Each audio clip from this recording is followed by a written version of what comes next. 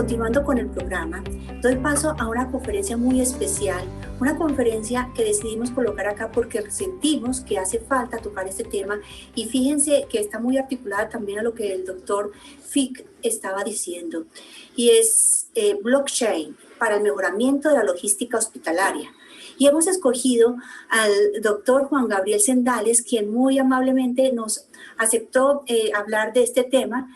El doctor Sendales ahora es director ejecutivo de la Fundación Cardioinfantil y desde allí continúa apoyando a la Organización para la Excelencia de la Salud en todas estas iniciativas. Muchas gracias, doctor Sendales, por encontrarse hoy con nosotros y adelante, doctor. Muchas gracias y gracias a ustedes por la invitación. Sofía, Teresa, gracias. Y obviamente a la Fundación Santa Fe que apoya esta iniciativa del Foro Internacional de Calidad en Salud. Voy a hablar de un tema bien actual y es el tema de la cadena de suministros en salud y cómo la tecnología hoy en día nos está ayudando a todo este proceso. No tengo ningún conflicto de interés en esta presentación, no tengo acciones en ninguna de las compañías que voy a mencionar y tampoco recibo ningún tipo de honorarios por la conferencia. Yo creo que esto es importante y al final pues es lo que nos demuestra un poco lo que ha venido pasando en el tema de salud y esa transformación digital acelerada.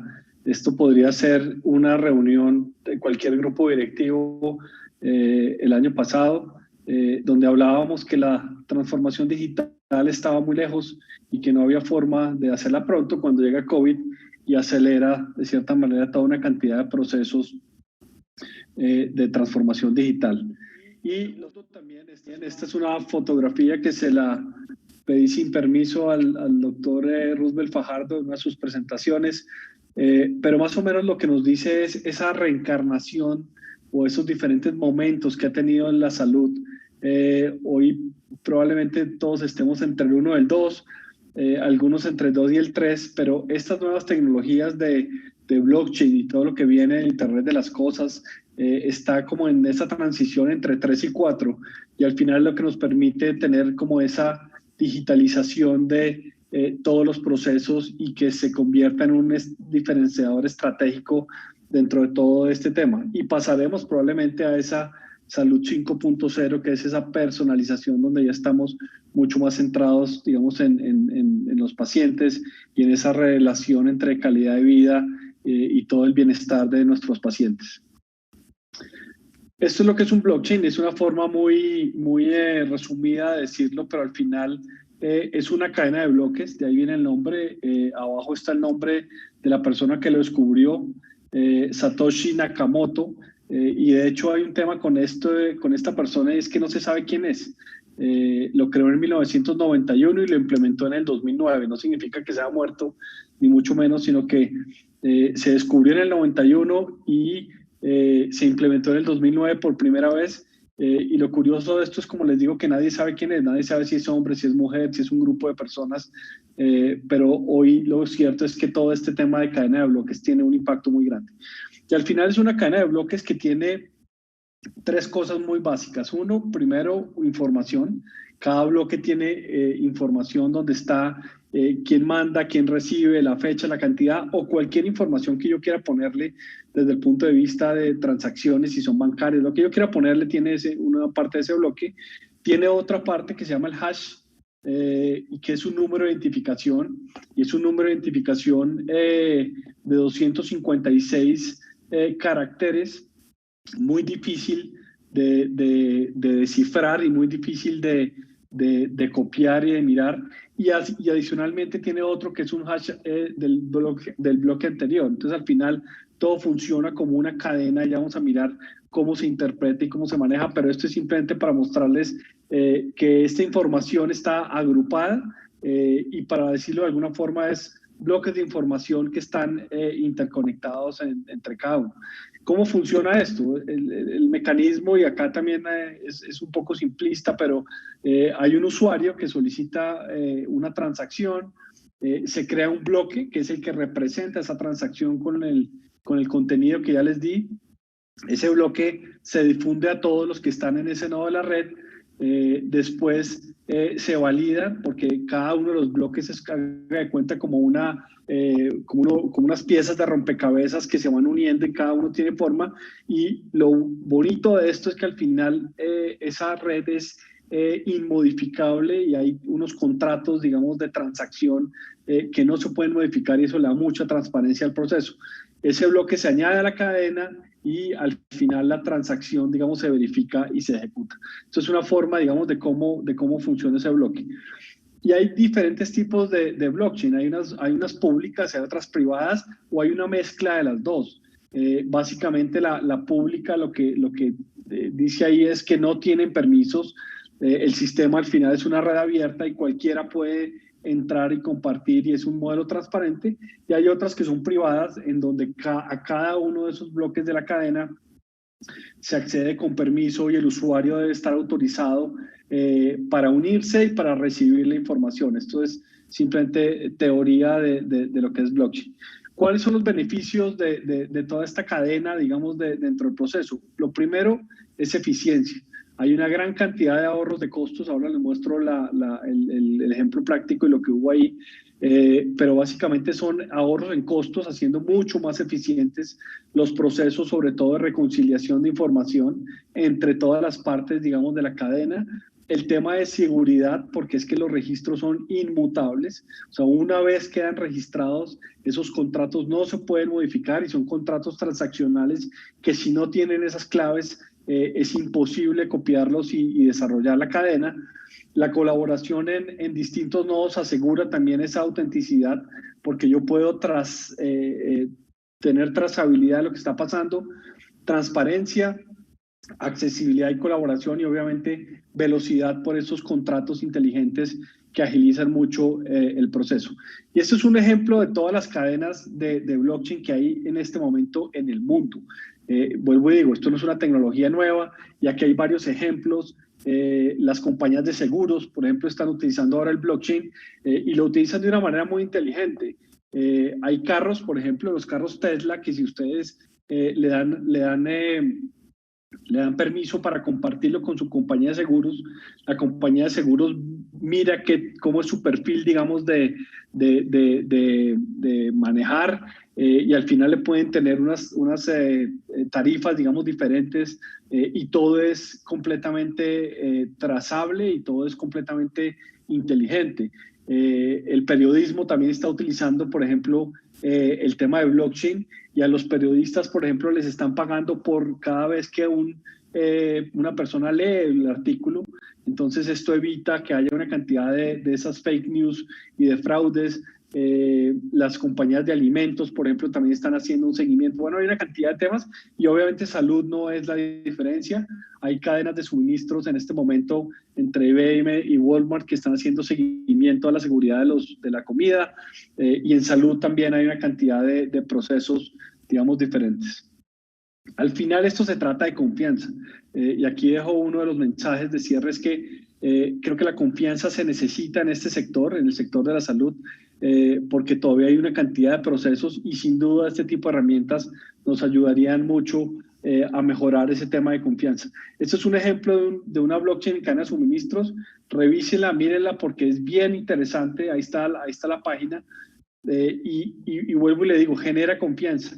En el sector de alimentación hay una cantidad de personas que están dentro de la cadena de valor y que al final cada uno puede trazar lo que está haciendo, si los alimentos están vencidos, si no están vencidos, si fueron manipulados.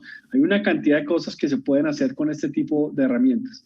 Eso fue un caso que se hizo en uno de los hospitales en Colombia. Ya no represento ese hospital, no estoy hablando en nombre del hospital, pero simplemente se hizo en compañía de una compañía que se llama Boston Scientific.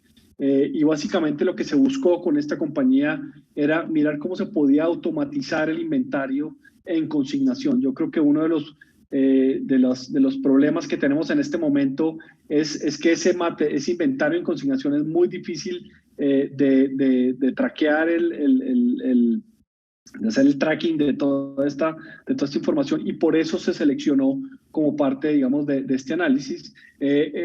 Tuvo un despliegue muy importante y vuelvo y digo porque este fue un caso único de uso. Me atrevería a decir que en Latinoamérica fue el primer caso de uso que se dio, y lo que se buscaba era precisamente monitorear todo este tema de suministros.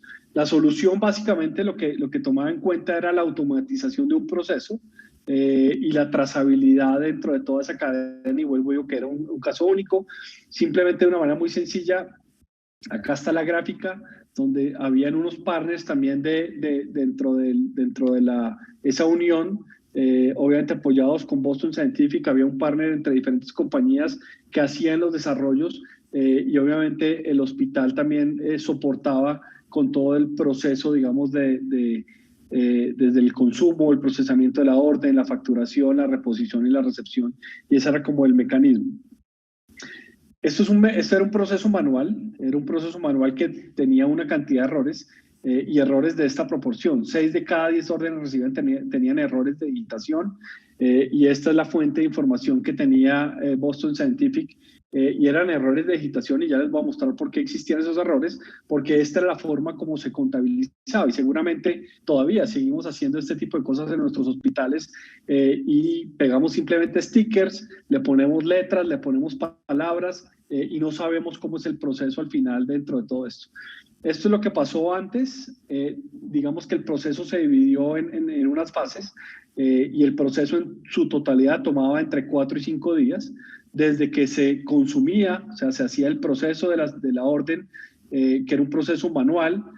Pasaban 24 a 48 horas mientras hacía el reporte de consumo, después otras 24 horas para solicitar la orden de compra.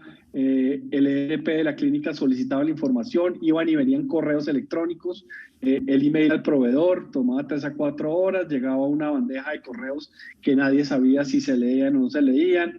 Los procesos de la orden tomaban bastante tiempo, la entrega también era bien diferente, y había una cantidad, digamos, de documentos que no tenían trazabilidad.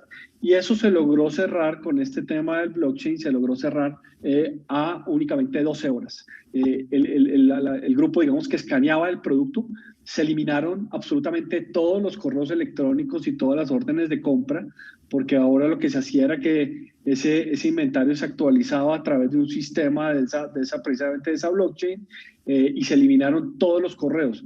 Le vamos a contar correos de casi 360 correos electrónicos que iban en un mes y venían. El proceso de la orden se disminuyó a 2 minutos a través de un robot que procesaba automáticamente el consumo y la entrega y la recepción, y todo ese proceso tenía 12 horas, y al final no había absolutamente ninguna interacción humana entre todo este proceso.